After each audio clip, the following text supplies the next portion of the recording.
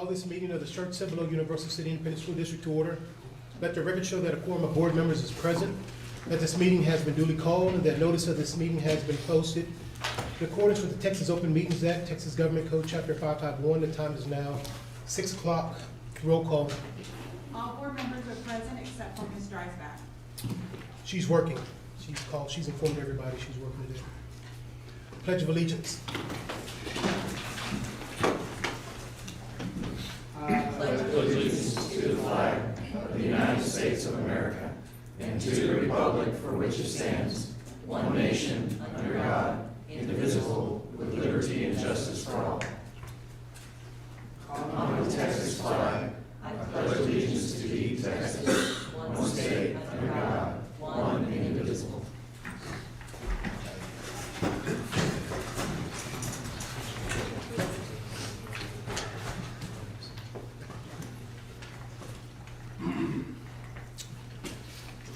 Thanks everyone for coming.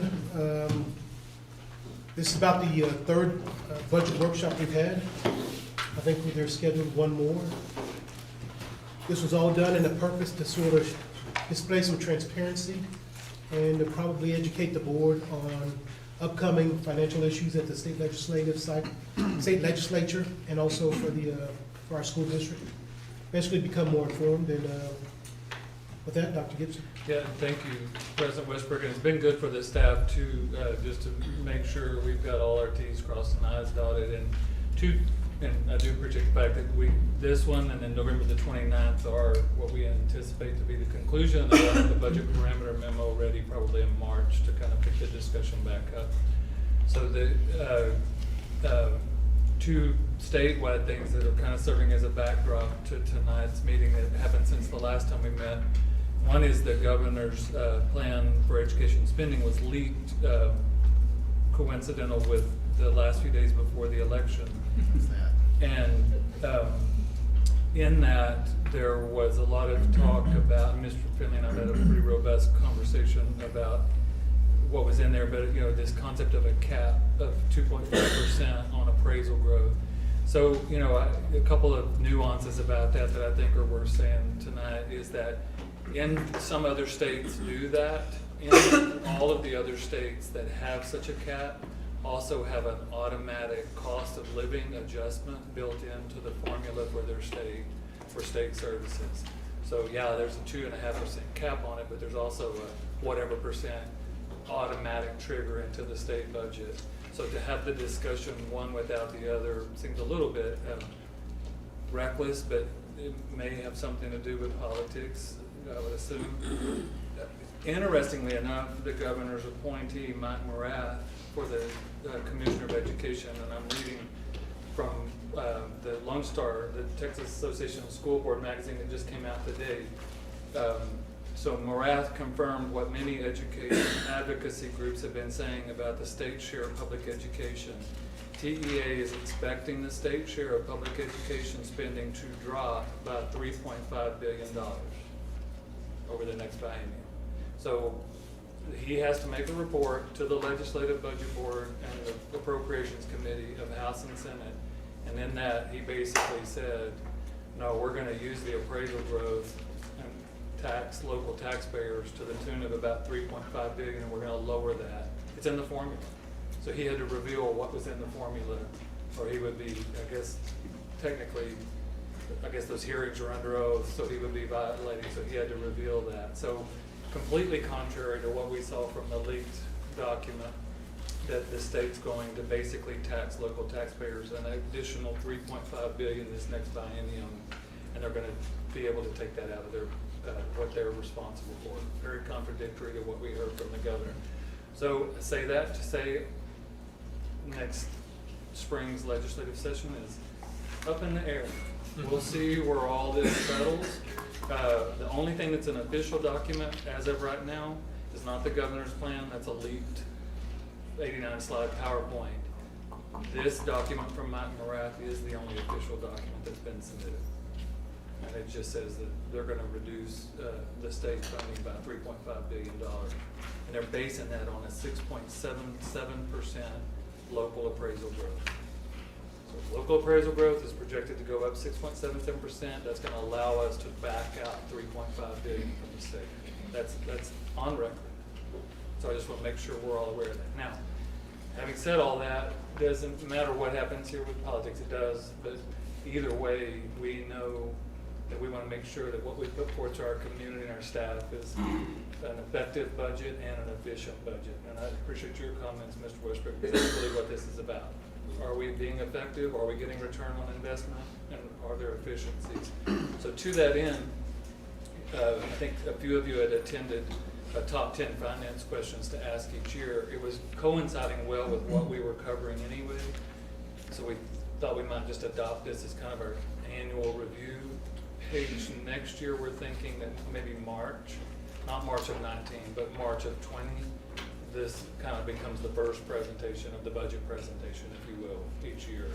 This is kind of this is our starting point, this top 10 questions, so we'll keep refining it. The paper's gonna run through it tonight. We have this structure, this agenda to end at some point whenever the board's ready, knowing full well that about 7:30 election results start rolling in and everybody probably has some curiosity they want to settle. So we can just pick, I want to just, in order to be realistic and manage expectations, there's more EPP than could be handled in this meeting. So Wayne is prepared to kind of give an overview and kind of here's what it is, and we'll dig in deeper on November the 29th. But we can also just stop at any point, just start back up on November the 29th. So with that said, if everybody's ready, we're gonna have Ms. Maloney deliver her report to the board. All the cabinet members have been texting me all day long that they couldn't wait, Paige, until this moment, so. That makes me feel really good. Yeah. Okay, so all of you, I've been over this with all of you on the board, but for the cabinet members, it is the first time. What we did prior to going into the top 10 is we kind of pulled together what we learned from TASA TASB. And Mr. Pivito had attended a presentation by the Equity Center. And so on slide 3, you're gonna see all of the school districts in the state of Texas and their representative tax rates and what their average wealth per WADA is. And we are at $1.04 with an average wealth per WADA at $287,732. And you can see that at $1.04 there are 450 school districts that are at that tax rate, and the average wealth per WADA is a little higher than ours. Many of the districts that are around our average wealth per WADA have gone out and asked for the additional pennies in a tax ratification election. You will notice that from $1.04 to $1.06 that there are 54 school districts that have done that. Wealthy school districts don't have anything to lose to go out and do that, because those pennies are going to yield the most of any in the entire formula. So that's kind of where we are with the other 1,200 plus districts in the state of Texas. So 54 are either at $1.05 or $1.06. Yes. 71 are either at $1.07, $8, $9, all the way up to $1.17, and then 401 school districts are at $1.17. Yes. Okay. The next slide just represents how the state EDA and IFA funding has decreased as local INS collections have increased. And this is just on the INS side, but I think it's a good slide to show, because not only on the maintenance and operations side have we seen a decrease in state funding, we're also seeing that on the INS side as well, and it's especially difficult for districts with the wealth level that we have. All right, so let me add something to I meant to say this on, the discrepancy in wealth across the state. To give you an example, Austin ISD had a $1 billion bond passed. Does not cost them 1 red cent on the tax rate, not 1 red cent. Just saying. Yeah. The wealthiest school districts, they have the lowest tax rates. Correct. And they can ask for that penny or two, they'll get it. They really don't need it. But hey, why not? It's out there. Another key piece of learning, many of us went to the movie, the Backpacks for Cash, on one of the afternoons of the convention, and we started to explore the charter school impact on our district. I really didn't realize in revenue what that really meant for us, but the state average per student, when a student does choose to go to a charter, is about $6,600, and in revenue for us, that's approximately $2.4 million. And the two slides I've provided, one just shows the trends of transfers to charters over the past 6 years. The slide 6 shows all of the charters, kind of the in and out. Some have closed, some have been, were shut down, if you will. And so the in and out, but what you can see, the biggest story in our district right now is the Texas College Preparatory Academy, which is the Founders Academy out on 1518. So that is where we are seeing the majority of our students who are seeking charter schools to go. One of the things that we're watching, and we'll actually address it at the Fitch, Moody's and Fitch, we finished the Moody's call, and the Fitch one is coming up, is one we're watching. Now that that charter school has received an F on the accountability system, if we get kids back actually, and what if we get all 300 back in one day? Right. On some weird phenomenon, that could be problematic. But Well, and if the accountability system holds true, I mean, 3 years of that, and, they would be looking at being disbanded. if you that's will. what happened to the one that was there prior. It's now, that's blank, blank, blank on that chart. Right. So that takes us into the top 10 questions Mr. Westbrook was the one that brought this to our attention, and I think it's a really good, ties a bow on the state of the state for our district. Okay. Before we start, Bill Rutherford, he's in charge of leadership TASB. He prefaced his whole presentation by saying half the districts, over the next 2 years will adopt a deficit budget, and out of that half, so 25% essentially won't even know they will be adopting a deficit budget. And so that's his way of sort of prefacing, hey, a lot of school boards just don't understand what they're getting into. And so he provided 10 questions that board members could ask to sort of give them a little bit enlightened to know what they're actually in for. So, That's good. That's real good. And it's a very nice overview. Some things that we have covered, but others that we didn't sequence together in this particular format, which I think is pretty easy to follow, and for not just for people in the school business, but for transparent purposes all around. So the first question is, do we have a school finance planning calendar that is written and distributed? And we do. I did highlight, there was one addition that we made, because if we were wanting to adopt a tax rate above $1.04 and do the election in August, that decision would have to be made on estimated values by June. And so that is a little bit different in the workings of the way that we do we would still do our budget in August, but we would have to adopt that tax rate on, and we talked a little bit about this last year, on estimated values released in April, and we would have to call that election if we were going to do it in August to coincide with when school started, we would have to call that election in June.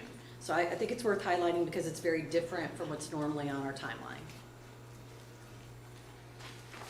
Question number 2 is, what is our current fund balance and how does it compare over the past 5 years?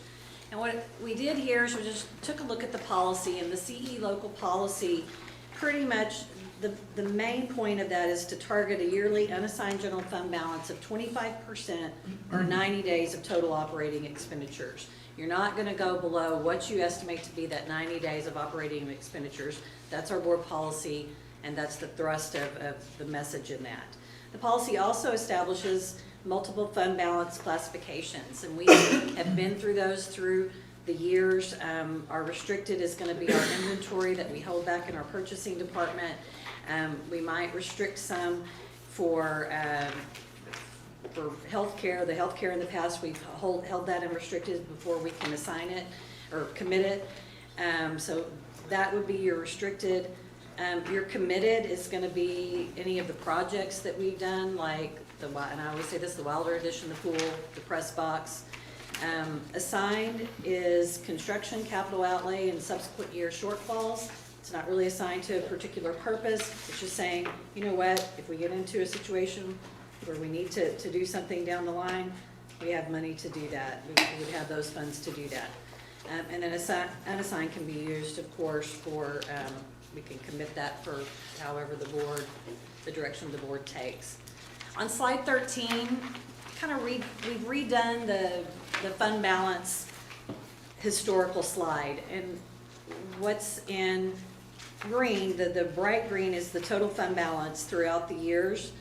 And I would draw your attention to first the committed line item, and you can see that in 2013, 2014, that was the year that we committed those projects, the Wilder addition, the pool, the stadium. And last year, this board, we realized savings in that project to the tune of $234,647, and we went ahead and put that back into unassigned. We uncommitted it, if you will.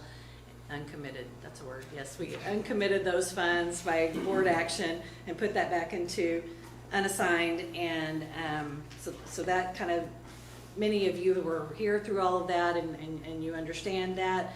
I would draw your attention to the assigned amount. That number has not changed over the years. It was assigned, as we've talked about many years ago, back I think 2006. Has not, actually before that, there were some projects they took care of when steel was built, but it's not changed since then. And so, it is essentially sitting there. And then we've got our unassigned amount.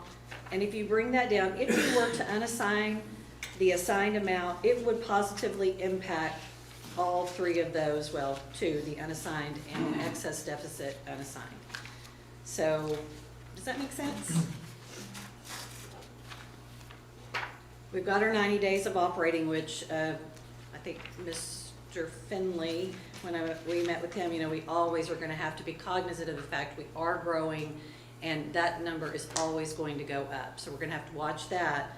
But then essentially we have this 5.4 million and 4.7 million that could be aggregated together for what is beyond, at this time, the 90 days of operating. Which So the 5.4, the reason, the 41 in the bold green is the total. Now it drops to 35 when you back out the 5.4.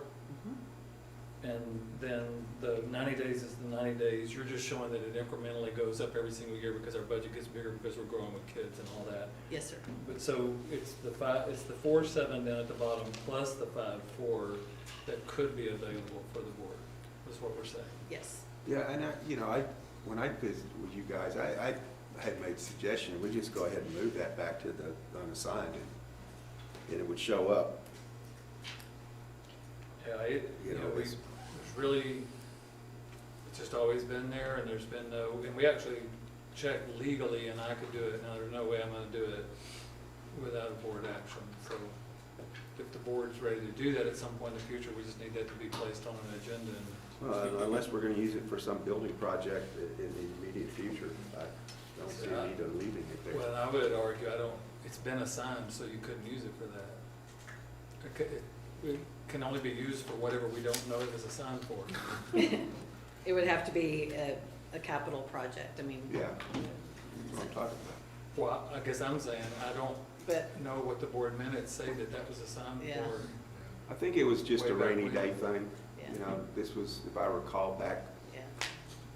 this was 30-something years ago, I would think it was. Incidentally, when we did our Moody's call the other day, they aggregated those two, like for the excess, the unassigned, what you had excess over, and they aggregated, they saw Well, they- that as They didn't ask us. anything you have over your 90 days operating, that's what they're looking at, period. So I would, just if it's okay, I would feel better about doing it by board action, even though attorneys have said I can do it, but I would feel better about doing it with board action. I guess there's consensus to put it on the discussion. So we'll put it as a discussion item either this month or next. I don't know that there's any particular hurry. It's been there for 30 years, so I guess 30 days is not Yeah. that big. Yeah. All Okay. right, thank you. Question number 3 is kind of a hypothetical, you know, if all funds were to dry up and the expenses were to remain the same. I think this question is to show how healthy are you in 2 ways. And, you know, if we were not to not receive another drop of revenue, you know, we'd have about 4.5 to 5 months. And the average Texas school district is at 1 to 2.5, which is an indicator of financial health. The other indicator is the general M&O fund balance right now represents an equivalent to about 27% of the total yearly budget, all funds, and the average in Texas school districts is 8 to 21%. Again, another indicator of financial health.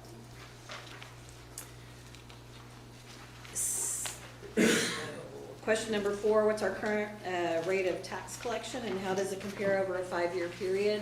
We're very fortunate in this community to have a very high rate of collection, 99.9 right now, and that has been actually for the past 5 years.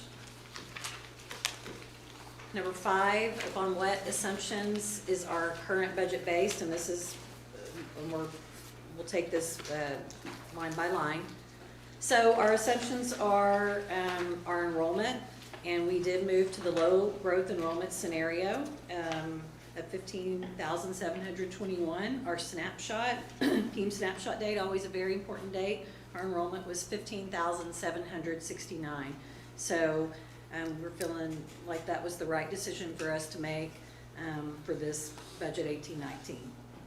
Second, this is the second year of the biennium, and we had the increase in the Austin yield, which produced more revenue per penny per WADA in tier 2. That's the 6 golden, or we don't have 6, the 4 golden pennies that we currently have. So we know that that's always an assumption if the Austin yield were to increase. The assumption is for our budget is a $1.04 tax rate and a $1.45 or M&O rate and a $1.45 INS. We build it on 96% attendance and 7% growth in taxable value. And so these next slides basically just back each of those assumptions up. For enrollment, if you look on slide 20, we just go back to 2012 to 2013 and we put our projected enrollment and compare it to our actual enrollment on the fall snapshot date. And for the 16-17 and the 17-18, even though we were growing each year, you can see that we grew in the number of students and our actual enrollment. We did not hit our projection, and so that led, we were at the mid-growth scenario at that time, and that prompted us to move to the low, and we have, at Snapshot, have hit our projection and beyond that. Be a stick with 19. Our INS tax rate's 45, not $1.45. Oh, on what slide? 19. Yes, thank you very much. Good catch. 45 cent, wouldn't that be, no, that'd be bad. 45 cent INS tax rate on slide 19. Sorry about that, good catch, Mr. Fenner. Okay.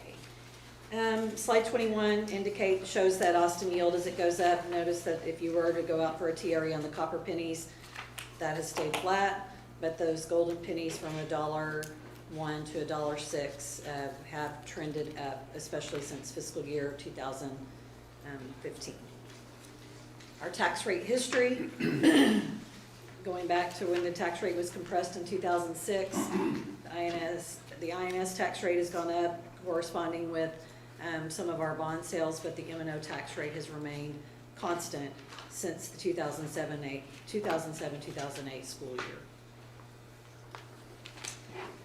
Our attendance rate, what we did is we put a comparison to the state, and you can see that a 96% attendance rate, you know, that our trend is in blue, and that's definitely workable to build our budget. Slide 24 shows our taxable value trends, and again, 7% growth. We are trending back up.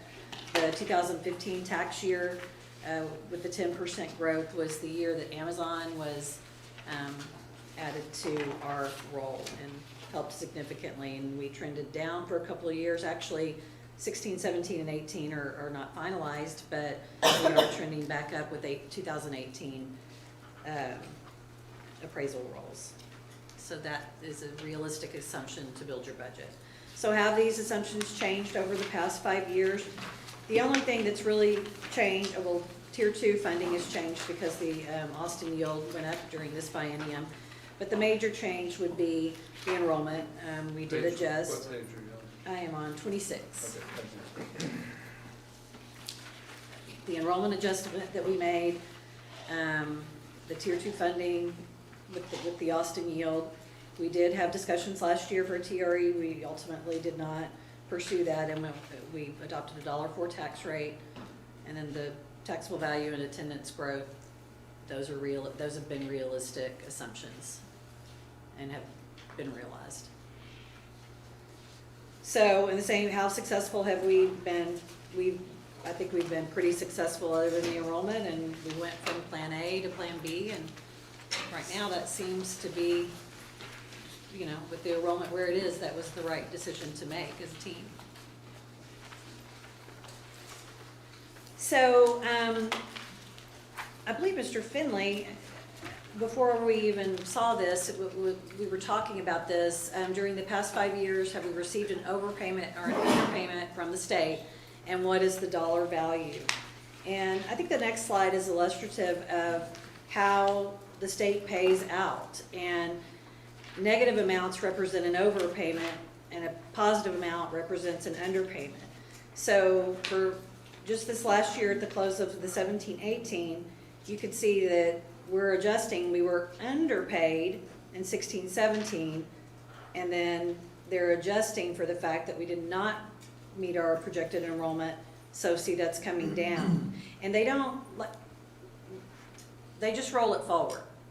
Like if you have a negative amount, like that's rolling into this year's revenue for It's us, called and so we have to watch it. Yeah, we just have to remember what it is. They caution us, don't spend it, or, and you'd be surprised at the horror stories of districts that got it and spent it. I was really And then surprised by that, I mean, because we couldn't watch it repay very, it. very closely, Yeah. and, I mean, because we know it's just gonna roll forward. Yeah.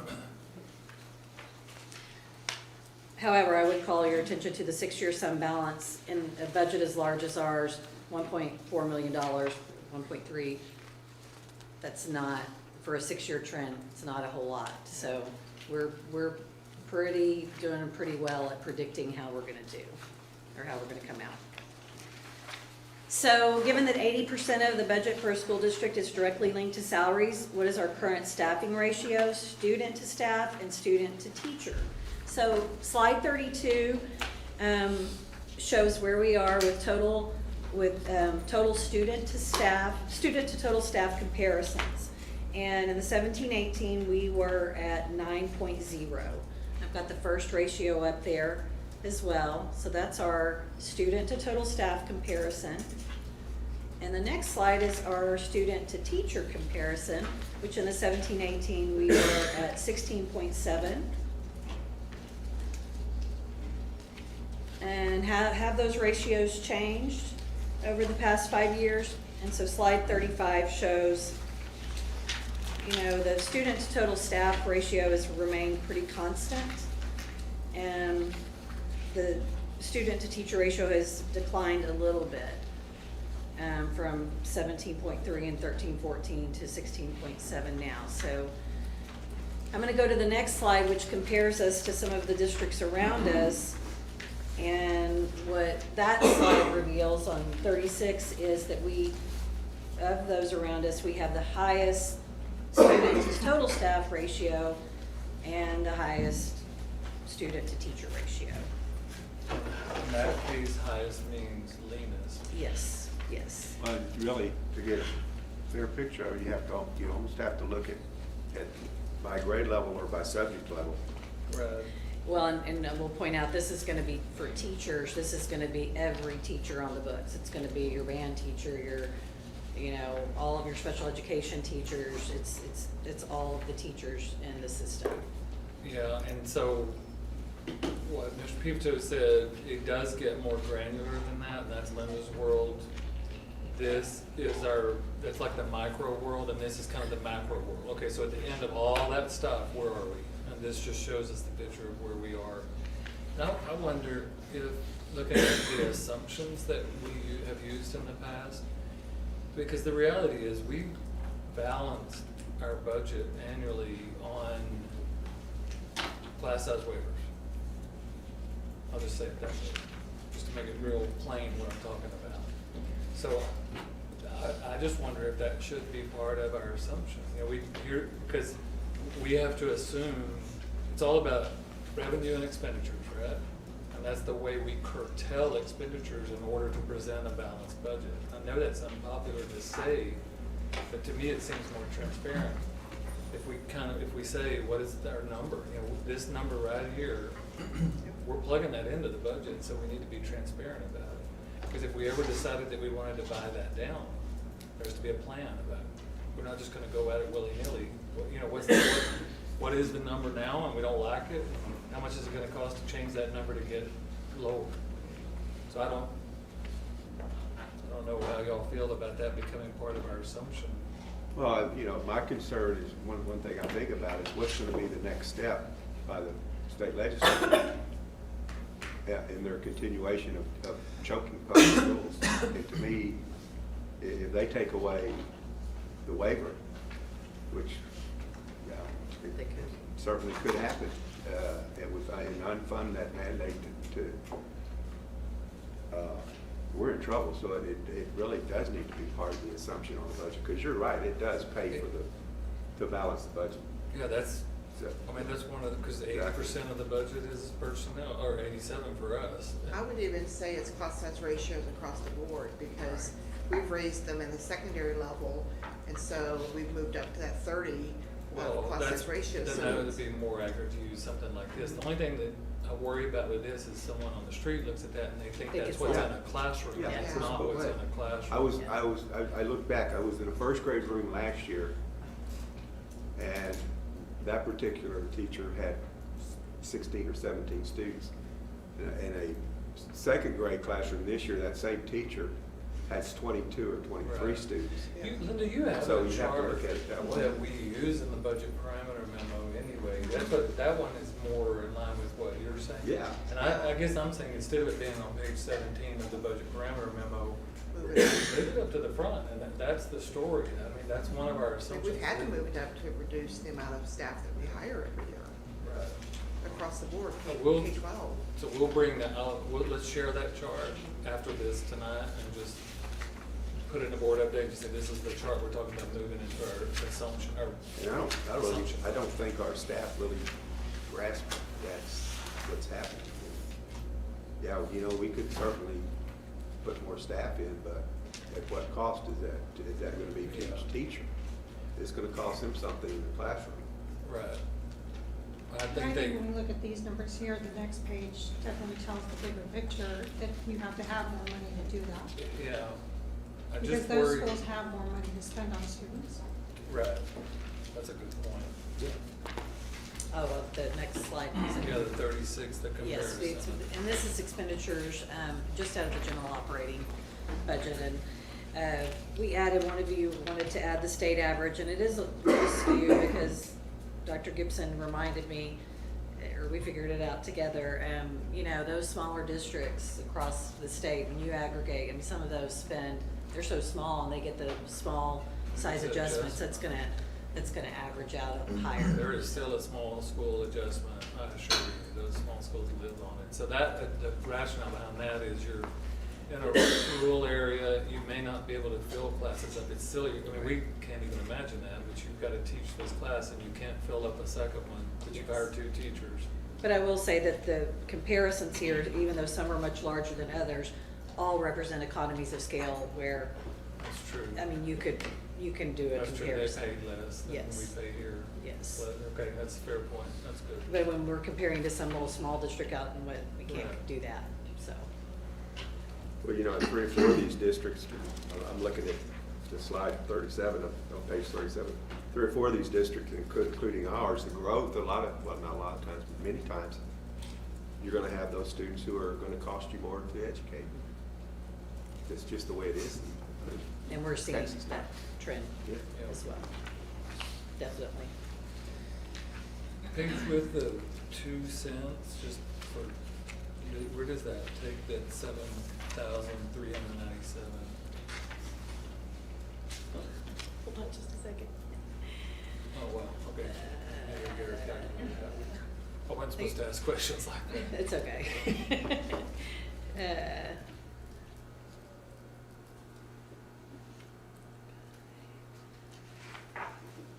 You really don't have to answer it right now. I just No, think that, That'd take us to roughly 300 more. so 7,697? Yeah. Okay. And I just That's an wanted to. estimate on my phone. I get it, but that seems about right. We've done that before. It's not like this thing's going off the chart. Yeah, oh, no, Yeah, no. we're just adding about $300 a kid to that. Yeah.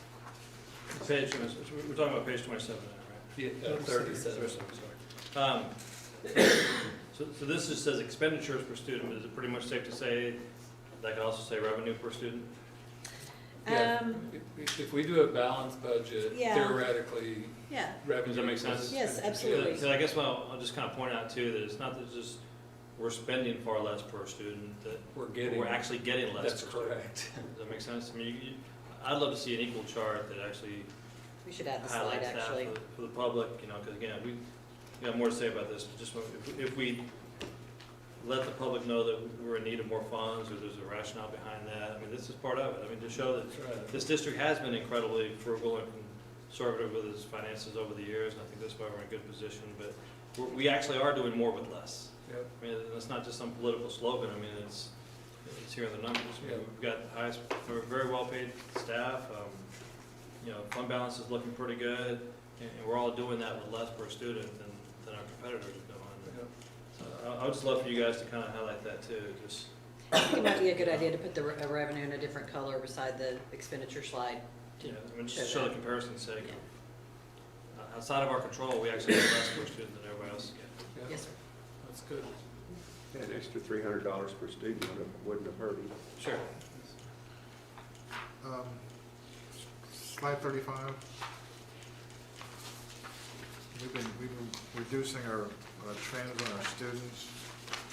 In 13-14, we were at 17.3 and down to 16.7. At the same time, we've been increasing our secondary student-teacher ratio. Is that correct? Those numbers are going in opposite directions. For the class size ratios? Right. No, that's been pretty, we did that several years ago, and we've just never adjusted that down or up. I mean, we've sat at 28 and 30, 28 in ELA and 30 in all other subjects. Okay. So that would, so. Well, one thing I might add also is, I mean, those 2 years where it's dropping off a little bit, those were the 2 years that we did not meet projected enrollment. And then we adjusted this year and didn't hire additional staff. Do you see what I'm saying? So we're catching up, if you will. Yeah, it's remained relatively constant. One of the things that's changed is the complexity of what we're teaching under HB 5. And that probably drives some of those ratios, because there's so many onesies and twosies to go out into these endorsements that, you know, get this feel. Yeah, that's what I was trying to get the feel for it, because I knew that was probably right. I just wanted to make sure. So obviously, we're Hospital 5 also special ed population's been going up too, so that's going to require. A lot more complexity in a system where we're kind of handling it with the same amount of staff. And so that from what the staff feels, they feel more pressure because of just the complexity of this. I just wanted to get that out there. Yep. So. Okay. Expenditure. Okay, so now we're moving to what sector of our district carries the burden of paying ISD taxes? And I think we're all in this room very familiar that we are primarily residential tax base here in the district. And 74% in the 2016 tax year, and we're waiting on Guadalupe County to provide the 17 and 18 data. So what are the implications of that sort of a tax load? And just listed them on slide 41. We have a low taxable value per student, which translates into expenditures per student being comparatively lower than other school districts. The top 10 taxpayers represent on average less than 7% of the tax base. On the debt service side, it's very difficult to retire debt as quickly as our property wealthy districts around us or anywhere else in the state. Paige, let me contrast that second bullet with my first school district service superintendent. Oh, Our yes, sir. top 10 would have represented 70% of the tax base. Like if those 2 or 3 industries left, we were done. I mean, that, for a year until they called back up. I just want to contrast that. So our top 10, they're really, really important to us, but they only represent 7% of the total. And I would add that one of the things that we've been discussing with Moody's and we'll discuss with Fitch tomorrow is, you know, any changes to that, and even with the commercial development, if we saw a shuffle with some of the anchors out there on 35 with Centicos and Evo, it's probably not gonna have a huge impact on our tax base. I mean, it's gonna be great to get it. I don't mean that. But you have to average it out. We're also gonna have the household It's not gonna have an kids, impact on and it's Tim. on a per student. Yeah. So it goes up, we get more kids, it stays at $275,000 a kid. So, and the tax burden is on local homeowners, and then we have to say, you know, the number of our homeowner tax exemptions is comparatively higher than other school districts in the state of Texas. Did you say it was 20%? Yeah, it's about a fifth of the total tax base. Total taxpayers are on some kind of exemption. So kind of going back to page 39, would you say that other districts that is flipped? Most fast growth districts, we've looked at this with the Fast Growth School Coalition, you're seeing, you know, anywhere from 40 to 60 or even 70% commercial. Right, and I think then- that's important to point out too. And again, you know, it always sounds like sour grapes and all that. One challenge for us is that Cibolo doesn't reach I-10, or hasn't historically, so we don't get anything on that side. Cibolo does not reach 35. It's not reach I-35, if you think about that. And the biggest majority of what Schertz has on I-35 goes to Comal ISD. And so we're really just living on the stuff that's just right around us. You know, the 3009, you know, hopefully 78, except in the future, you know, things like that. So that's a strategic challenge based on whoever set the maps way back when. We can get mad at them because we don't know who they are, but it kind of is what it is. What's the other? How would you define other? It's like if there's government entities overlapping, paying taxes, things like that, yeah. Okay. What page are you on? Okay, we are at 42. So, and this will lead in just a little bit to our discussion of our future plans for large expenditures. Does the current budget reflect needs described in our facilities study? And what we'll try to do, both tonight and on November 29th, and I'll defer to Mr. Pruski, of course, in a minute, we'll try to make connections between our long-range facility plan, the expenditure projection plan, show a prioritization of projects, show some planning for the spring of 2019, and then the planning for our fall of 2019, both within the 19-20 budget if possible, and possibly out of the M&O fund balance if healthy enough to absorb that, some of those costs. And the last question is something that Mr. Inman alluded to earlier. How does the pay system, faculty and staff compensation, salary schedule, and stipends compare with other districts? The way that they're going to show that, TA is going to report that out, and this is for 17-18. They're going to show the average salary and then the average teacher salary, and we do compare very well in this area. Yeah, there's two ways to look at this. One is, did you build a structure to get it there? Then, which, you know, the answer may be, yeah, kind of. When we have 6% turnover rate, teacher turnover rate, there's a really good chance this number's going to be higher. I talked to a superintendent today that they had 47% turnover rate of teachers. Every year, that's their average. And so, now the reality, the only good part of that is that you're probably hiring brand new teachers, which are less expensive. Yeah, they're less expensive. That's the only upside. But so this 59, you know, we probably maintain more 25-year plus than a lot of districts do, I guess is what I'm saying. And that's not But with bad. that, you know, that 47%, also, you're probably hiring a lot of alternative That's certification. exactly right. which is They are. good. That's exactly right. So, and that's not a bad thing necessarily, but it could be. Yeah, she was just sharing with me just how much it's costing them to onboard and all that. Like the chunk of their budget for onboarding, nearly 50% of your teacher staff every single year. I didn't tell her what our rate was. Well, another thing you need to look at for the salaries is 5 years down the road. What's the difference? And we pay a lot more 5 years down the road than many of these school districts that may even have a higher beginning salary than we do. Yeah. Even though there aren't many of those, but you look 5 years down the road, there's a difference if you stay here. Right. And we, just as a reminder, we have TASB in the middle of an analysis, right? So we'll have a lot more for the spring, in the spring for the board related to where we sit comparatively. And I forgot at the beginning of the meeting for Linda was going to recap something. We can close the meeting with that also. Let's close with that. So let me ask a couple of questions here, just in way of facilitation. So any more questions for Paige on?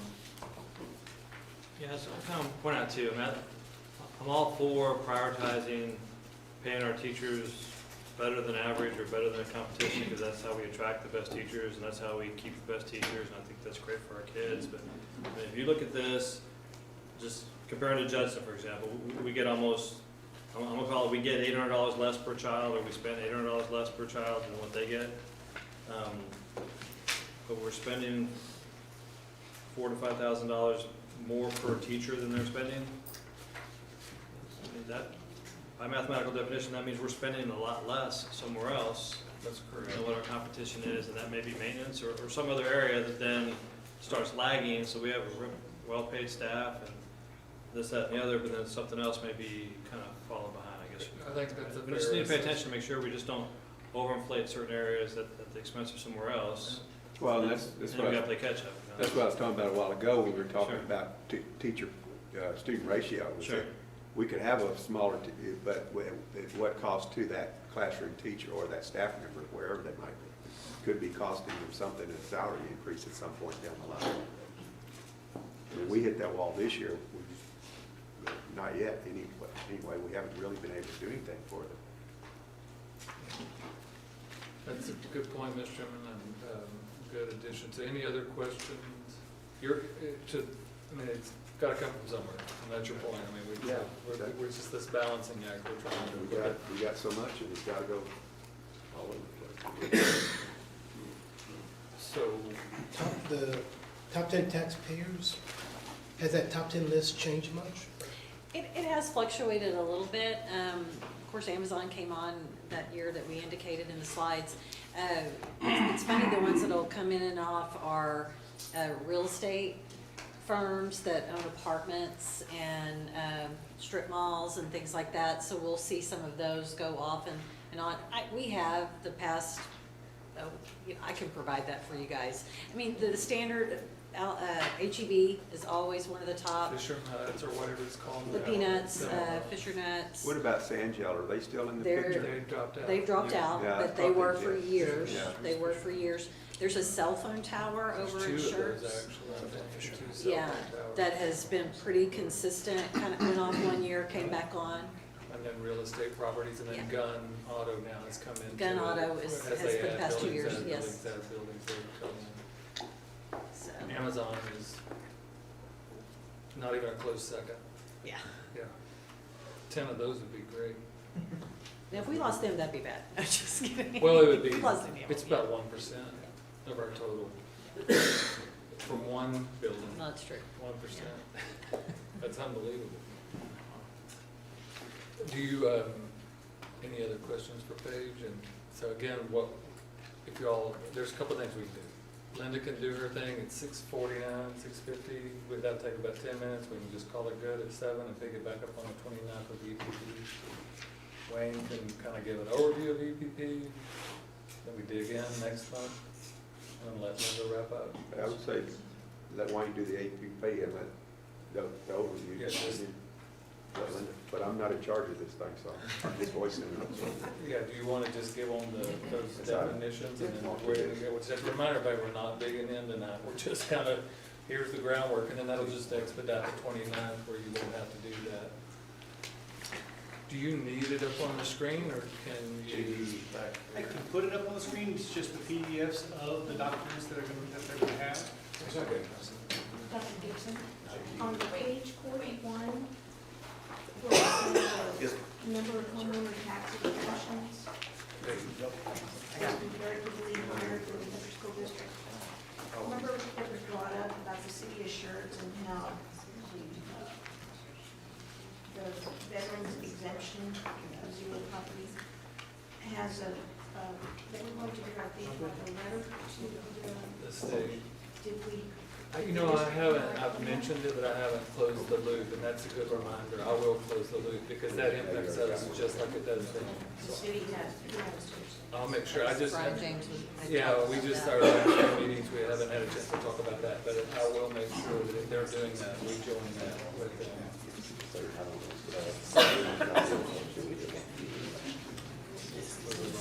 Does she have one? Dr. Petruski have one?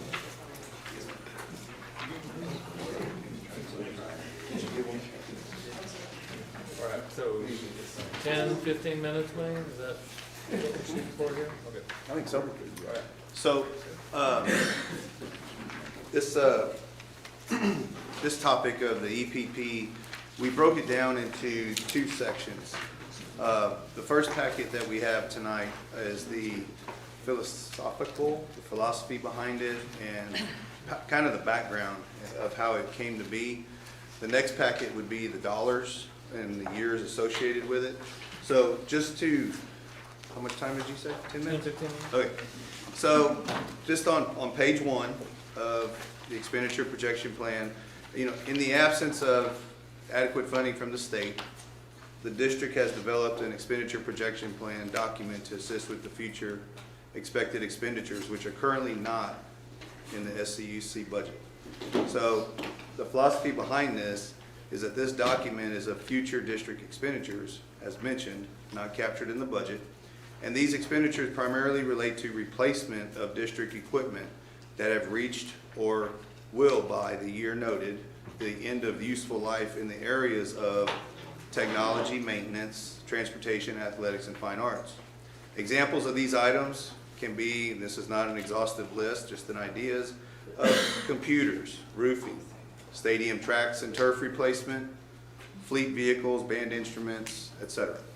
So I think we've seen it, we kind of have a background of it, of you've seen the matrix of the years and the dollars and the swim lanes of what's in there and everything on there. And in the past, going over the strategies, in the past we have brought forth to the board one strategy, and that being here's a plan for the next upcoming year, here's a budget amendment to pull out of funding from fund balance to fund these things. And as you may recall, we did a pared down version of that this school year, 1.65 for roofing, access control, and exterior and interior finishes.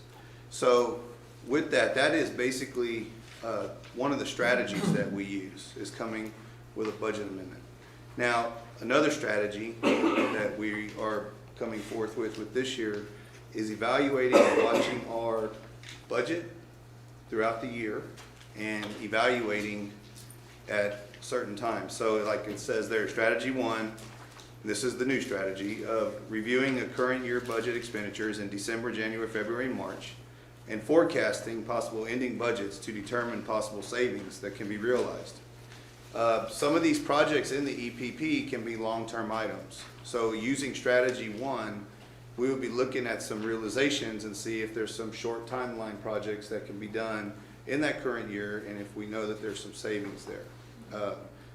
And using that budget analysis part there, and along with that would be strategy 2. Strategy 2 would be showing and presenting the full EPP with the idea of a budget amendment. So 1 may or may not involve a budget amendment. Strategy 2 would be a budget amendment, a process that we have done in the past. So what you're saying is that if we're in February, March, and we can see now that it looks like we're gonna finish with X amount of dollars remaining, if you will, unspent, that would typically roll into fund balance. Before we roll that into our savings account, we just go ahead and say, these are the next few things on the thing, let's do them. If time allows for the procurement of that, and we would follow the same procurement that we've done in the past, and then follow it all the way through the process, yes. Basically, as it footnotes at the bottom, strategy 1 allows for faster acquisition and of things to clear off of there. They could be smaller items, they could be bigger, it just depends what they are and the need that is pressed there. For an example, if I may, there's a high jump pit that needs to be done, or some sort of athletic equipment or fine art equipment that can be purchased before the end of the year and it can be used in that current year, and we have that, we realize that, we can just go after it and get it, and that reduces that long-term EPP plan. Conversely, if it's a field replacement, like steel, that would not be a fast, that would be a longer term item that would have to be coordinated at a different time, you know, that type of thing. So the two strategies, one is using the forecast method and using it for the short term, and the other is the long-term bigger items for that. Which, I mean, I'll go ahead and say, tying back to the earlier conversation, what we're saying is that 9 million is the funding source for the consideration. If there's not some other things, I'm just, you know, there may be other things that need to be considered, but that could be the funding source also. Yes. So here are the two strategies. There that sits, that's your savings account. The other strategy is, before you now make that 10 million, instead of 9 million, just use that We use million it to ahead go of ahead time. and buy $1 million off the. Right. I well, guess, yes, or top. before booking it, we use it. Yeah.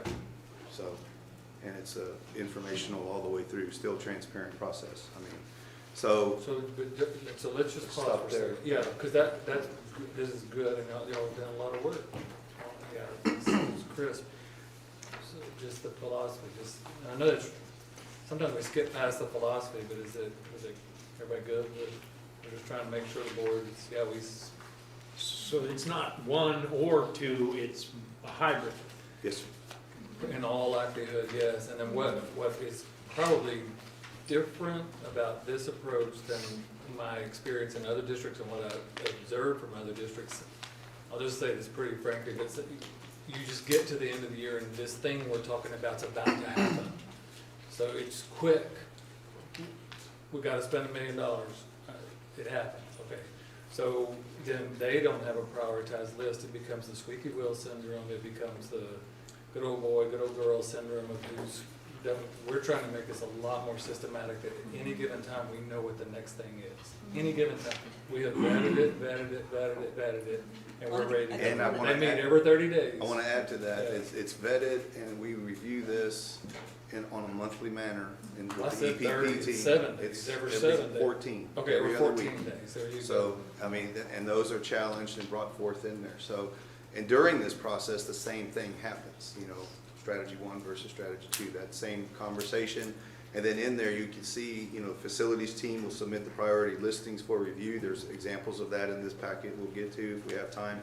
And then executive leaders will review those lists, and then the procurement process goes forth. And if it's to come forth before the board because of the amount, it will. And if not, it's an informational, and off we go, and we're running on that work. Strategy 2 is the formal budget amendment out of the fund balance after it's booked, so to speak. And one of the things that we've really, I feel like, tightened up on the concept level is, like, what would be the length of your project, and having to add that on there, because if you're gonna have to go to the board, you know, what is it gonna, how long is it gonna take? Like, if you're like, okay, this money would be available, you can't get the turf done if that's, you know, in April. But there are things that if money, there's a source available that are very short timelines that could be accomplished. This kind of goes without saying, but I just want to make sure that, so what we're saying is that the director of technology, the director of maintenance, the director of transportation, the director of athletics, the director of fine arts, and a few others are sitting there calibrating what's the highest priority. Not what's my highest priority, what's the district's. And we are not going to film those meetings or show them publicly, because that's the whole point. doors closed, if it's this for technology, then it's gotta be this, you know, so they're comparing like different things, but they're calibrating, so it's a lot of work. Yes. But I can tell you, I've watched it mature over the last few years, and it's pretty much down to a science now. That's why they're presenting at conferences all over the state on this subject. Yeah, I'll just say that, I mean, you know, this is, I wish the public knew this is how we operate. Not all governmental entities or all school districts operate the same. I mean, we are trying to get more bang for the buck, and I know a lot of districts operate on the board member's pet project of the month, or whatever. Somebody comes up to you in HEB and, hey, we need a bigger stadium, so boom, now they start getting a bigger stadium, or whatever, right? And I mean, obviously a much more systematic, budget-conscious way of doing this. So I applaud you guys for taking the time to put all this together. I know it's easier to just, some board member comes with a great idea, we go chase, we're chasing ideas. Yeah.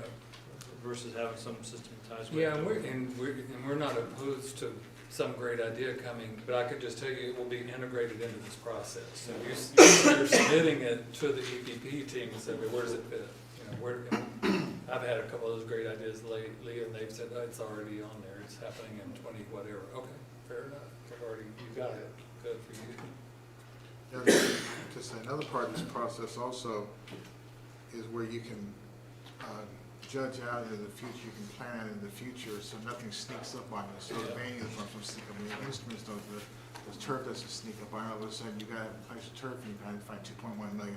Well, this gets it on a piece of paper somewhere, this gets it planned out, so we know that in 2021 or 2023, we've got to have money to do that if at all possible, so nothing sneaks up on you. And exactly, Mr. Finley, that is not just from the district standpoint, like on the facility master plan, but by each department. Right. Each one of those lane owners looked at it at a 10-year or even longer plan, and for that very reason. You have those examples that you gave, same kind, as well as for fleet vehicles, equipment that we have, technology around the district, all that is captured in that plan and on those swim lanes in there. That this is, you know, there's something out there 8 years from now. It's 8 years, but next year it's going to be 7, then 6, and then 5. Guess what? It's coming.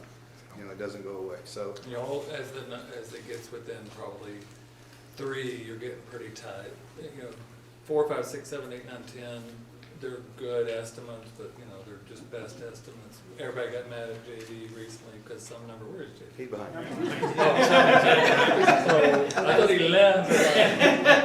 But because, you know, and he just said, it's just a reality check. That's when all that stuff comes due to be replaced. Sorry, I'm the one who put the number on there, but it's a reality check. So we were all like, dude, what are you? I've been waiting for somebody to see that number. No, we all saw it one day. Somebody, I don't remember who saw it first. I think I did.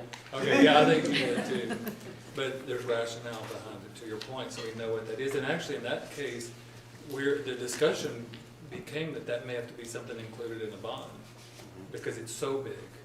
And that we're gonna have to tell the board about that. Now, it's 8 years out, so it's not the next bond, but it's the bond after that one, but it's, at least we know it's out there. I think that's right. There's some pieces Okay. on there like roofing that are going to come up. I think it was, what, 7, 8 years from now? About 8 years from now, we're gonna need a funding source for somewhere in the realm of $20 million worth of roofing. And that's just when That's they come due. my example of it's out there now, Yeah. and it's creeping. Well, the more there is on the radar, the better chance we'll be able to take care of it when it comes up. If we don't know it's there, we can't budget for it. Yeah. Right. And that's the essence of the plan, so to speak. So, to go on to the next couple of pages there are the department foundation statements. And you can see there's technology, maintenance and facilities, transportation and athletics, and along with fine arts there. And each one of them, it's broken down by some areas, so I'm not going to read it all to you unless we want to read them one at a time, if we can. Like for technology, statement 1, devices for instruction. These include professional and office staff. They have limited life cycles. You know, so replacements based on industry standards for end of life. So those come up. Those are planned out accordingly through their statement 2, security cameras. They're replaced, you know, at building entrances and high traffic areas inside the buildings. Offhand, I think we have over don't quote me on this, but at least 14 to 1,500 cameras throughout the district. So that's a dollar amount there, and as we add buildings, Clemens is getting cameras as we're doing it now, and that's gonna be added to the not the recycle, but the replacement cycle program. Infrastructure, that's the stuff that makes things go. We need to keep that moving forward and up to date as well. And then on the miscellaneous projects, the systems to refine alignment of technology systems and processes to support the district strategic plan. So that's a good segue there too on the strategic plan. These things are also vetted with as our priority, but also the priority for the district in support of the strategic plan as well. So maintenance and facilities, so the same kind of the foundation statements there for equipment, for property, maintenance of equipment, athletic maintenance, additions and renovations. So the definitions there, just for one there, the one that's been brought up a few times, you have the maintenance and renovation statement 5. It includes projects to help support our growing needs for district capacity. Projects may be related to improvements in functionality of spaces or changes in program needs. When you change a program, there's a ripple effect. So we're working in alignment with SAS to see what's coming down, and we're trying to keep that aligned as well for what we know what our needs will be. And then we also include portables in this category. As we know, those are effective tools, and we plan for that. There is an individual portable plan, believe it or not, that's not really shown here, but JD and I review that from time to time. We like to refer to it as the learning cottage. Okay, the learning cottage plan, JD. Okay. But this goes into a couple of levels there. Statement 4, athletic maintenance, just to go for one more, it includes the preventive maintenance of our existing facilities. That includes the tracks, the gym wood floors, and the artificial turfs. Our gyms are sanded. Every 10 years, that gym needs to be sanded. We refinish them every year with top lacquer. And they're refinished every year. Yeah, the sanding is every 10 years. So that is a plan. So that's another example. So these things are out there, and okay, so you get there's the idea there. So this goes on then for transportation, athletics, and then for fine arts as well. So Wayne, nothing gets on the EPP unless it meets, this is like your first threshold. Yes. Is that right? Yes. I won't go into the Vegas room comments, but yes. The challenge questions, so why it comes on. So yeah. Well, go ahead. So just give an example of what. An example could be a department leader put on their replacement of vehicles, and another department leader says, well, why is that one on there when I've got one at 290,000 miles and yours is only at 140? Those kind of comments. We're going to replace computers at this campus. Well, what's going to happen to the computers that are there now? They're going to be used as backfill for other ones that are, that can be used as well. So there's the questions there for understanding, for clarity, and for the whole group to understand what's happening and so why. On page 4, then I assume that based on that interchange, that this replacement criteria, 150,000 miles and or 15 years of service, came about to try to There you go. normalize that, or Yes, or that's make the it- standard to consider. right. Yes. But you didn't have that until that conversation occurred, and you started trying to ask all these department leaders, okay, we need to come up with a standard.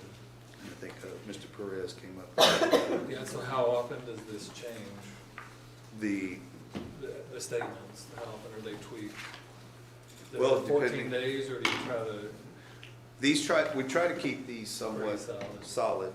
Yeah. But if something comes up as a learning organization, we're gonna take it into account and revisit these statements to, check for validity, so to speak, and see if there is a need to change. Yeah, and so it's, high reliability organizations reduce variability. Exactly. So that's what you're doing, is reducing variability. So that's a good overview, and it really, on the 29th, we're just gonna go into the numbers. Well, We can. the 29th is the overview of the plan, the numbers, yes, and then how those numbers are shown throughout the years, and then how the prioritization took place, and how each department then did a priority exercise of the red, yellow, green. Priority, it's a priority, but then is it a priority now? Or can it wait? Or can it wait a little longer? We know it's a priority. So on the 29th, that's what, so, and now, you don't want that, we don't have to do that, but if you'd like to see that, probably 30, 45 minutes or so, we could run through it. You know, it can get deep, I know, you could be there for days, I get it, I see the look on your face, but we won't ask you to go there for days. But we can, it's up to. Or not, it's up to you all, if you want to continue that on the 29th, or no mas is an acceptable answer also. Yeah. Yeah, We need to. You want I to? do Okay. too. I think stay with the plan and do it on the 29th. Okay, so this is, you got, this help, you got the kind of the we don't have to do the philosophical things, so we'll dig into the numbers on the 29th. Now, we were planning on handing out that to the board, just for That's fine. view for after, so before we leave, we'll get that. So you take, they take it with them, and then Yes. we come back in, we're ready to go, okay. And then- Yeah. And then with that, I'm sorry, and then with that, let's just hand the packet now, if you don't mind, JD, to the board members. JD, hold on, because they won't look at what. Yeah. Yeah, hold on. Let me Well, have. let me have bring- it. Yeah. Yeah, whichever. Let Linda do her thing first. Wayne, if you don't mind, and then that, because you're saying, here's your reading, and you can put a bow around it at the end and tell them what they have to read. Yeah. All right, so at the I skipped this earlier, I apologize, Linda. We was a follow-up to a staffing thing. We just wanted to show you a document we're ready to share now with the trustees. Should be at your place setting, special education staffing 2018-19. We had mentioned on several occasions that part of the base assumptions for the 19-20 budget were going to be shifted in respect to special education. And then we had, at that same breath, it said we're probably coming back in 18-19, if y'all remember, because we've just got to make some adjustments. So here they are. Is this a draft? Is this about to come back to the board for approval? This would be something we're going to take as a discussion item next Tuesday night at the board meeting. We've done a first quick analysis of the needs out on the campuses. We are seeing an increase in the numbers of special education students by about 200 more than what we ended with last year. As we predicted. And so, and probably, I would predict we're about at a 10% of our total population is identified as special education at this point in time. We only anticipate that that's going to go up. We think that it'll plateau around 12% possibly in the next few years, but we do know that there are some needs out there. And not only are we seeing an increase in the numbers, we're seeing an increase in the actual needs of the students and what they're coming with is their primary disability. So we are coming back asking for additional positions to help us through this year. It's not going to meet every need that we have at this point in time, but we've looked at what we feel is the most critical need. And a lot of the staff that we're asking for are staff for the specialized programs, such as the structured learning classroom that Cibolo Valley has. We're seeing more students coming in with behavioral needs, so we're having to add some, what we call a bridge program that is to address students with behavioral issues, primarily at the K-6 level at this point in time. So the staff we're asking for is really going to really fit more into the K-6. So we'd be asking for 6 additional teachers, 8 additional special ed paraprofessionals, and then at the district level, we are seeing an increase in the number of speech students. And right now, we're having to contract out for those services. So, and as you know, contracting out is about twice the price as actually hiring our own. So we are asking for 2 additional speech pathologists. We don't know if we'll be able to hire those mid-year. So when we actually come to the board next week, we're going to budget those at a full year salary versus a half year. In case we do, we still have to contract out for the spring semester. The other thing is we're seeing an increase in the number of referrals. Some of this is because of the TEA strategic action plan with their child find and the things that what they're asking us to do to go back with students that we may at one time have told no, to either identifying them or to testing them for special education. But we're also seeing an increase in parents requesting testing for special education. So So far this year, we've already had 154 referrals for special education. The LSSPs are the ones that do the testing for that, so therefore we're also asking for 2 additional LSSPs. Again, we're having to contract out for that service right now at double the cost. If we can try to hire some of this mid-year, then we can bring them on board to do the testing for us versus having to contract out for that. So we'd be also asking for that. And then the third district level position we would ask for is an instructional coach. And the reason for that is that we really need boots on the ground to go help with these kids as they, not all of these are our kids that we're identifying ourselves. These are kids that are coming in, moving into the district. And when they come in with severe needs, we need some expertise going to help the classroom teacher with identifying the right services for that child. And as we open up an additional bridge program on a campus, we want to open it up and have it set up the way that the program should operate and have somebody there helping that teacher know how to do that. So an instructional coach is really necessary for that. Right now, one of our instructional coaches is actually sitting primarily at Jordan Intermediate because we've had to open an additional bridge unit, and she's helping get that program going until we can get some help in there too, with a teacher or a substitute to help with that program. So we would be requesting next Tuesday, just as a discussion item, and coming back in December with an action item, a cost of $634 additional dollars for staffing for special education. For 18-19. For the 18-19 school year. With an anticipated full cost of right at $1 million, that 957 and change for Yes. 19-20 and beyond. And that's just there's a lot of things that have to happen between now and the end of the year. We know about the 640 or 634. And for the 19th school year, we have some, through Stetson and the review that we did, there's some, the principals and teams of teachers on campuses have received training on student-centered scheduling for special education, and that's made a difference as far as really trying to organize the day where you're using their staff to the maximum. But we're gonna follow up with that next week. There's a 2-day training on inclusive schools that they're gonna look at every student and really look at least restrictive environments, starting there before you move to the most restrictive environment, and making sure kids are placed appropriately, with a follow-up of going to work with teams of teachers on campuses. So through the budgeting process in the spring, I think we're gonna have a better idea and be more proactive with what our needs are with special education staffing during the budget cycle versus coming back in the fall of next year saying, oh, we're still behind on staffing. So we're really hoping that this is gonna get us out ahead of the game with the training that the principals and teams of teachers are receiving on campuses. The one thing that I would like to add on this is after the first 6 weeks of attendance data, we build the budget on projections for each of the special programs, and after the first 6 weeks data, the projection in special education is almost $1 million more in revenue that we will see on top of what we built in the budget. Because of just the Because rates.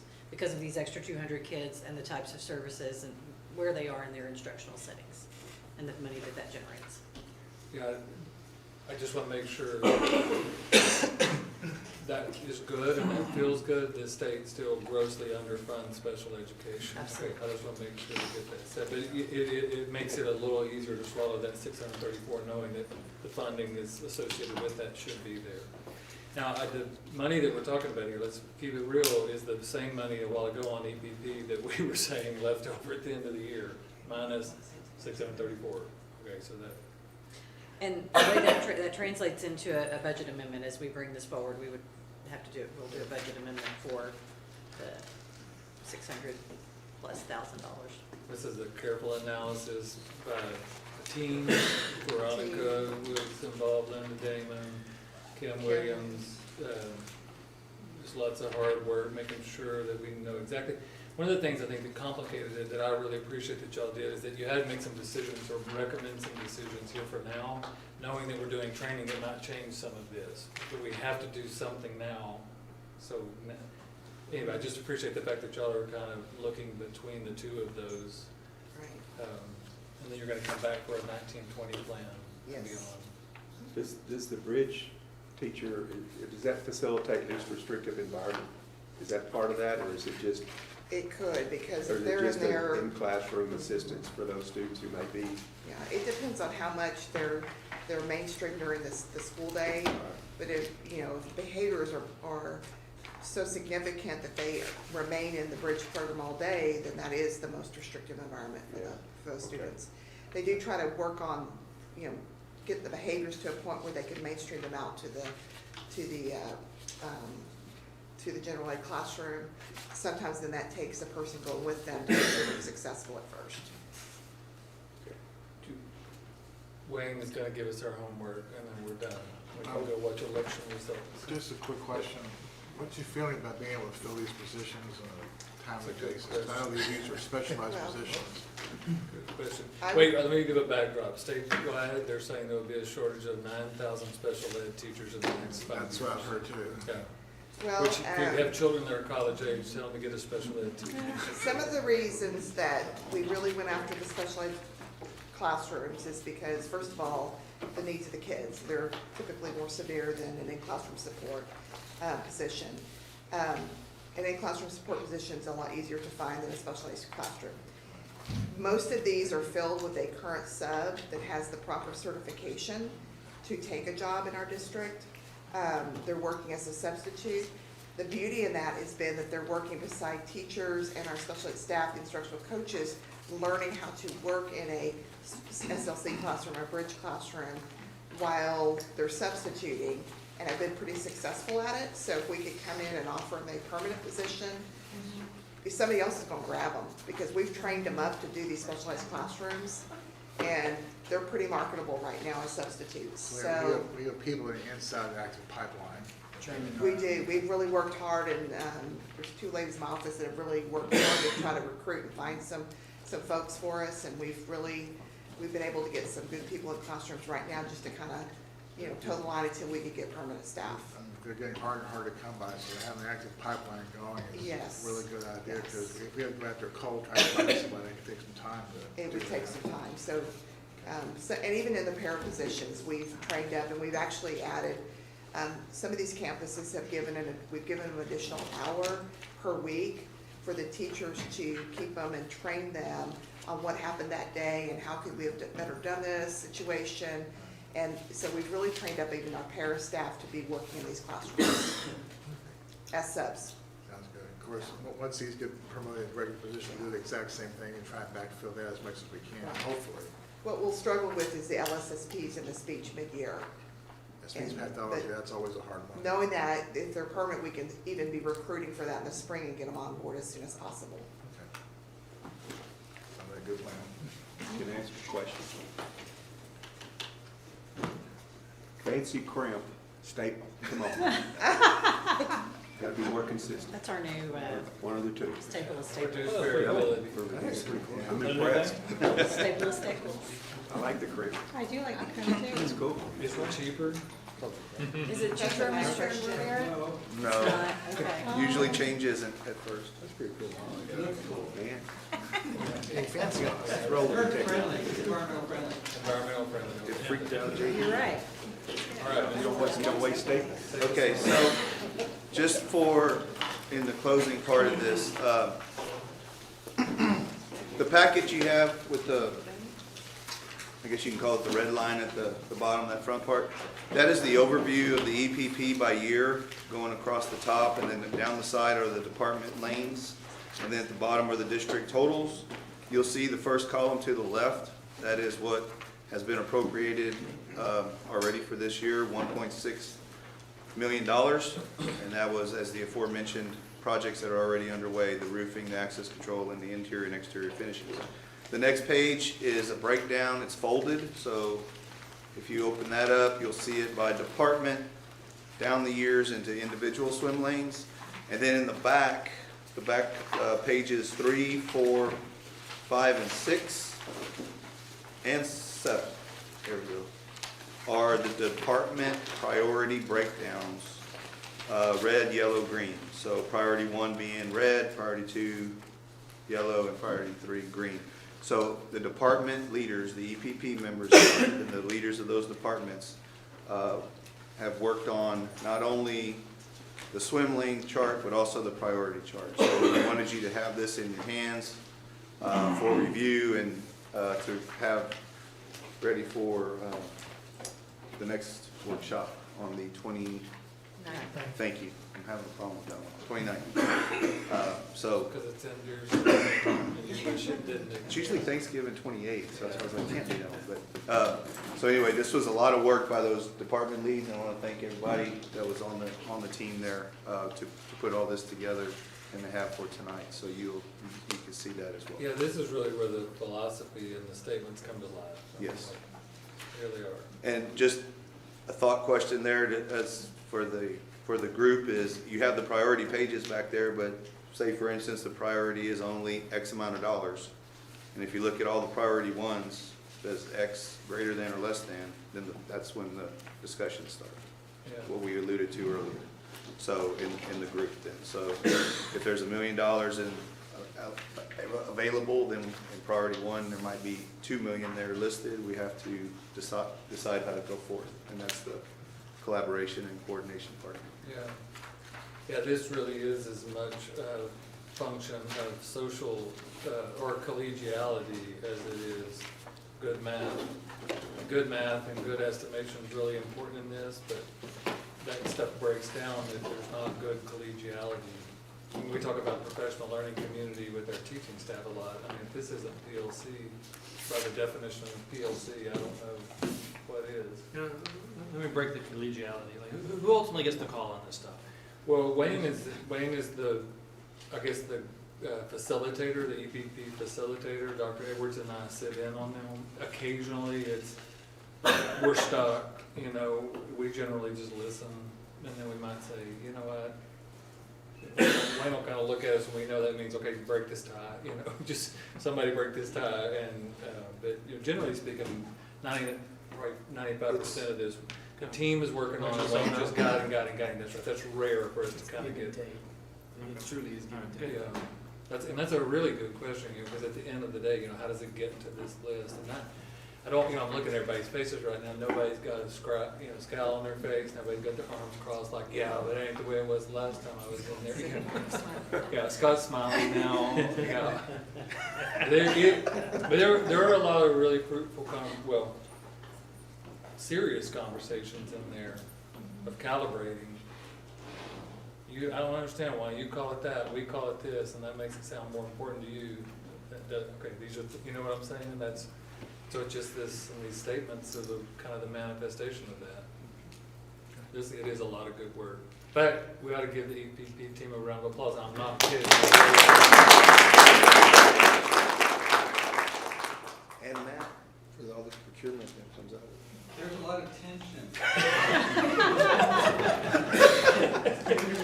It's the rubber band. That is a good point, though. Matt, in a lot of ways, sits in there with, and sometimes provides, okay, well, that actually cost, you know, so we get this reality check. You know, Matt weighing in. Positive tension. Very good. All right, that's 7:27. Have Dr. Patrisky or Maggie say anything? Great, if they have anything that they want. Dr. Patrisky, would you have anything to? Excellent. I mean, excellent. And when I say that the community has been interested in finance, and like Matt said, it does get tense. Because we're hearing the strategies of, like in the business sector, you do rolling forecast, the projected needs, and we was talking about it in 2 weeks, every 14 days. In the business sector, you get it every week, because you have some unexpected expenses or situations that would come up. And that way, as a board, you're not caught off guard. Excellent presentation today, Ms. Cannon, as always. The needs you stated about K-6 for the special education program. Looking at secondary, because we're hearing more to the needs at the high school level in mainstream, so looking at expanding what we're looking at now, which is, you know, again, shortage, the needs, special education. But excellent approach to what you're doing, substitute teachers, bringing them on board as action. And that's one of the things that I had spoken with Ms. Maloney about too, on the $11 million that we had of the expenditures, I noticed that we were contracting out. And we were spending a lot of money on contracted services when it would have been more efficient use of district money, of hiring people on our own, because a lot of expenses contracting out when it would be more efficient to bring them on staff. So, I would just say with myself, I may say this for tomorrow night's meeting, because they may seem like ignorant questions, and I'm not gonna be ignorant, right? But no, I just wanna make sure, clarification, what you started with Dr. Gibson, did you say $3.5 billion was going to be cut? Well, By the Texas, for education? yeah, so what they're revealing is that, yes, and it is billion with a B, so they're, because of the way the formula is built, they know they're not going to have to spend that 3.5 billion and the local taxpayers are gonna pay it. That's happening to us every year. It's just now we're finally on to it. And this was your cut that, with the stuff off coming off the top that you were showing the other night. That's the 3.5 billion. Yep. That we showed a video per Mr. Westbrook's request the other night, and this is the straw on the top of that cut, is 3.5 billion. Okay, and then just, I guess, two other things. One is, are you all going to the Capitol during legislation? Yes. And I would like to go with you. We have a red shirt with your name on it. If there is white letters of support you need, we would like to do that as well. But I'm gonna ask the question, even if this is a dumb question.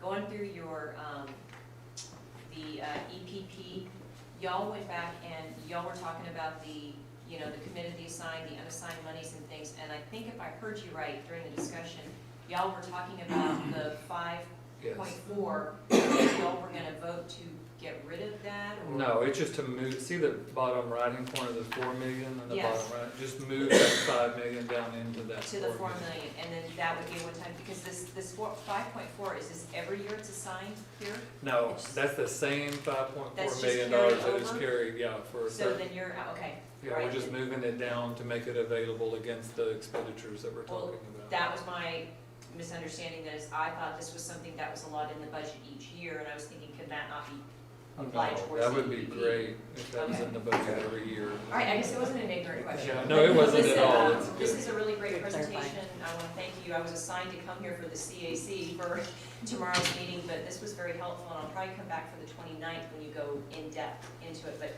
this is great for your team to put this together. It makes it a lot easier to understand what's going Yeah, on. they did good It was work. a great job. Yep. Yes. And no. Does your son have any questions? Robert, you had distracted me because I was reading the early election results, and I was like going, oh I'm sorry. my God. No, don't tell me, don't tell me. No,